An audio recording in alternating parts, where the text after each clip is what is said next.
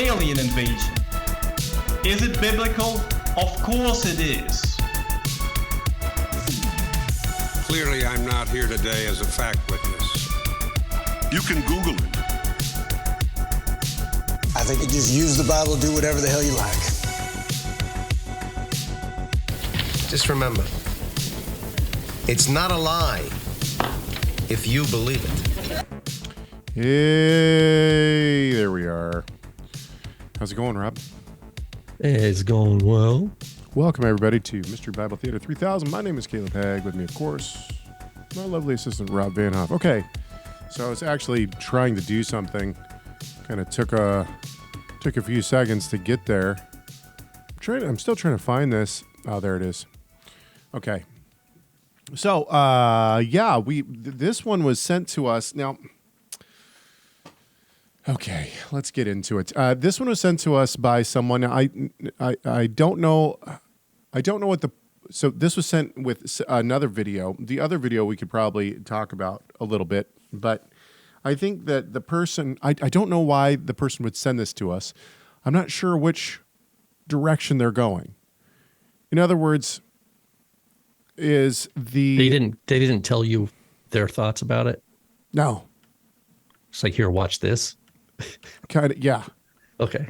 So I don't know, like saving time. They're just saving time. Yeah. I don't know. Like, I only got a second to send Caleb this link. Let me see. Okay, so on this one uses Jeremiah 10. Now I'm not sure. So, okay. The Christmas debate for not only us, but everybody else. I mean, if you've watched this show for long enough, we've gone through some maybe some aha moments. At least I have. Okay. I don't think, Rob's probably held to the same thing the whole time, but I've gone through some aha moments. I don't know the person who sent this in. I don't know if they're trying to say that the lady in the video is off or if Tim is off. Now, we have reviewed videos from Tim Barnett at Red Letter Bible, or is it Red Letter Bible? Red Letter Theology. Red Letter Theology. Red Letter Theology. That's what it is. Basically, he has this show. What he does is, much like us on this show, he reviews videos, and then he has a cup in front of him with a red pen in it. This is his thing, right? And then when he's going to respond, he takes the red pen out. So he stops the video, takes the red pen out, then he responds. Now, we have reviewed a video from Tim before, where this, I'm going to guess, atheist or agnostic or something like that was trying to show why the Bible was ridiculous. And they were saying, well, if you believe in, do you also believe, like, homosexuality is wrong? Well, do you also believe you can't eat pork? Do you believe that you can't eat shellfish? Do you believe you can't have cloth with, woven together two fabrics, so on and so forth? And Tim's response, I thought, was probably one of the... I hate to be like this, but I really do think it was probably one of the poorest responses I've ever seen him give. It was really bad. And so we talked about that on this show. Now, with that said, I don't know which direction the person who sent this video in was trying to go, but I think Tim does pretty good on this one. So this might surprise people. Now, for those who are listening to this and are not watching this, there's going to be some music in the beginning. And there's this lady on the right-hand side, and she just has words over, like she's mouthing the song as the song is playing. And then there's like words over her head that say things like, Christians probably don't want to hear. And I forget exactly what the next, hang on, I'll read it to you in just a second. Let me get it up here. Things Christians probably don't want to hear. It is against the Bible to decorate Christmas trees, Jeremiah 10, 1-4. Okay, and then Tim's going to respond. So let's go ahead and take... Okay. Let's take a look. We've talked about this before, by the way. A true exegete, this woman. Well, let's see what Tim has to say about this one.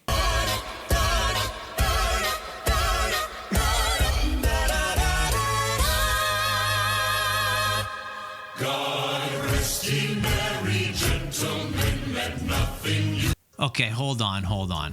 Does the Bible condemn decorating Christmas trees? Well, some think so, and they cite Jeremiah 10 as proof, but there are 3 reasons why this won't work. First, the context of Jeremiah 10 makes it clear that this is about carved idols, not Christmas trees. When you read the entire chapter, which you should go do like right now, it becomes obvious that Jeremiah is contrasting pagan idols, false gods, made by the craftsman and the goldsmith, with Yahweh, the true God, who made the heavens and the earth. Folks, context matters. The only way to find a Christmas tree in Jeremiah 10 is to read it into the text and completely ignore the context. That's not good Bible study. Second, the description of Jeremiah 10 fits a handcrafted idol, not a Christmas tree. After the tree is cut down, it is worked with an axe by the hands of the craftsman. Notice the wood is being carved into something, which is exactly how an idol gets made. Later in verse 8, Jeremiah says that these idols are both stupid and foolish. The instruction of idols is but wood, it says. In verse 5, the idol is compared to a scarecrow, which has a mouth and legs, but cannot talk or walk. Again, this fits the description of an impotent idol that may have human features like a mouth or legs, but can't actually do anything. This is certainly not the description of a Christmas tree. Third, reading a Christmas tree into Jeremiah 10 is anachronistic. An anachronism is attributing a custom, event, or object to a time period where it doesn't belong. There's no evidence that the Christmas tree dates back to a pagan ritual in Jeremiah's day. The best evidence we have traces Christmas trees to the Middle Ages. So reading Christmas trees into the time of the prophet Jeremiah won't work. Jeremiah 10 is not talking about Christmas trees. Yeah, so Tim is absolutely right about this one. He hit the nail on the head. And he hit the idol on the head. Yeah. With the hammer. The first time that we ever talked about this. God. Exactly. The first time we ever talked about this is when Zach Bauer debated Michael Jones on Christmas, and I think maybe even the Christmas tree. And I remember saying then, like, don't do it, Zach. You're walking into a trap. And did he do it? I don't have any he did. memory. And he just got he came. He at the time another exegete. Yeah. The next day he had to come out with a video like apologizing for not being prepared. So I mean, like, okay, good. The thing is that Tim's absolutely right in this. You're not going to find any reference to Christmas trees until the Middle Ages, and not only that, but as much as many of the Hebrew roots people and the Messianic people don't want to hear this, Christmas trees cannot be traced to pagan origins. Now, the closest that you're going to come to is Bruimsma. They would bring evergreen boughs and stuff like that into their homes, or boughs of trees that didn't die during the winter. They do that to decorate. However, once again, there's no we don't have any connection that we can look at to say that the custom of Bruimsma was switched to a different day, a different festival, or that the people who were, so there's a lot of different connections here that people want to make. People are going to say, well, Bruimsma and Sol Invictus were on, the winter solstice. Well, the winter solstice was not December 25th, and the pagans knew that. And so did the Christians. The Christians knew that it wasn't on December 25th. And so the closest that you'll get to December 25th is Sol Invictus. We have no evidence that the people who celebrated Sol Invictus had picked up customs from Bruimsma. We just don't. And we don't have any evidence that people who were celebrating Sol Invictus decided to bring trees into their home to worship a god. In fact, I think that the earliest attestation that you have of Christmas trees is actually of Christians bringing trees into their house and decorating them for the festival of Christmas itself. So technically speaking, whether or not you believe that the origins of Christmas are pagan or not, the origins of the Christmas tree itself actually do not come from a worship of a pagan deity. The best evidence that we have is that the bringing in of a Christmas tree into the home was done by Christians to celebrate the birth of Christ. I know most people don't want to hear that. The comment section of this will be riddled with people saying that we're wrong and that clearly it comes from paganism. I'm going to kick this over to you in just a second, Rob. But the last thing I will say to this is, if you are going to say that Christmas trees and decorating Christmas trees are in fact pagan and have pagan origins, that's fine if you say that, but you're going to need to bring some evidence. Show me the evidence. Don't just say, well, they are pagan, I've studied this, or I've done a lot of research. We get this every time, right? Every time we talk about this kind of thing, or whether I it's read Christmas Hillsop or yeah. Yeah, I mean, every single time we talk about these, or Easter, people will say, okay, well, I've studied this a lot. It's clearly pagan. Okay, that is not evidence. What you will have to do is give a reference somewhere of a connection between Christmas trees being pagan, and the modern day Wiccan website is not evidence. That's not a first century witness. Okay, that doesn't work. Anyway, okay, I'm done talking. Rob, take it away. Yeah, I think he did a great job. This person reminded us that context matters. Mm-hmm. Taking a portion of scripture out of context. One of my teachers always said, if you torture a text long enough, it'll confess to anything. And nice. It's like that's what this is. It's text torture. And this guy's reminding everybody, his listeners, rightly, go back. I mean, he's like, stop right now and go read the whole thing. Like, and context matters over and over again. He's right about the anachronism also. I'm a little disappointed that he seems to have put more scrutiny in his chronology of the origins of the Christmas tree, and that it doesn't reflect the days of Jeremiah. He hasn't put that same rigor or method to his pronunciation of God's name. See, that bothers you, but it doesn't bother me. Okay, well, let me finish. Maybe it doesn't bother you. I'm just stating the fact. The fact is this pronunciation is newer than Christmas trees. Sure.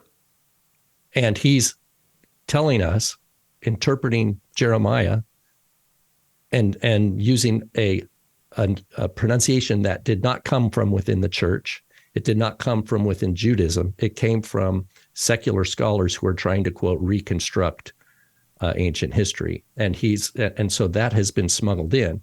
And I believe, like we're to pray every day, the Lord's Prayer, his name is holy. We don't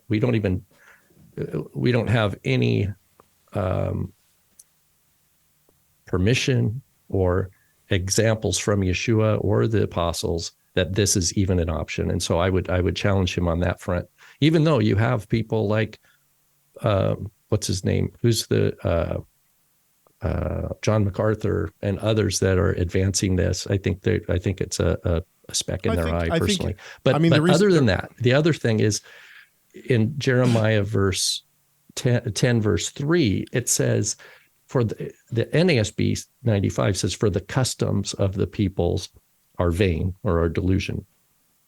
And that word customs allows people to go, oh, this is just a custom, right? Because I think you and I would agree that, at least in America, popular Christianity, and maybe even non-Christians, like right now, I mean, it's expanded into people who aren't even Christian. They have a custom that during the Christmas season, you'll see it in stores. Even you go shopping and you'll see they'll have like a Christmas tree, or they'll have one painted on the window, things like that. And so we'd say, yeah, that's a custom. But I don't like that translation because it's hukot. It's hukot, which is obligatory.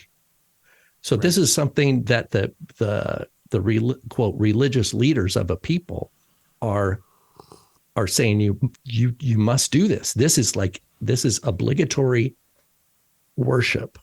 It is what it's translated as statutes in the Torah, right? Right. Huk, sometimes it's feminine, hukah. And so I would say that's just another aspect here that what Jeremiah is talking about, it's not just like, it's like just a thing we kind of just do, it's actually has an expectation that someone's going to be suspicious if they don't do it. Like, I mean, the idea, and there's a superstition associated with them not doing it. Like, okay, we're not going to get the rains we need, right? We need to do this because it's going to bring rain, or we're going to do this because we want to be safe. We don't, or we need to have fertility, or whatever the thing associated with the idols. They need everybody to be doing it for the superstition to like have its weight. And so I would just suggest that in Jeremiah 10:3, the word hukot there has that background, not just the idea of my sense is in America, it's kind of a voluntary thing. Like, people who want to do it, people who don't do it, but people don't go, oh, we need to make sure, you guys need to have a Christmas tree. Otherwise our religion isn't being fulfilled. Right. And so that's just, I would add that to the list of I don't celebrate points. Christmas, and nobody's beating down my door and Yeah, no doubt. I'll go back. The reason that it doesn't bother me as much about people saying Yahweh is simply because it's accepted within scholarship. The best scholars in the world use Yahweh. We saw this, Dr. Daniel Block, Dr. Gain. Yeah, and I understand that. I'm saying it's a fact. The fact is, it has crept in, and it goes unquestioned. I've never seen any of those people defend it. Sure. They've just taken it. And I think there's a theological, I said, it's not a plank, but it's a speck in the eye. It's innovating from what Yeshua and the disciples instructed. All right. I mean, that's my opinion. If you have a video that you'd like to send us, try to keep it somewhere in between 3 minutes or less. We'll accept 5 minutes or less, but we might have to cut it at that point.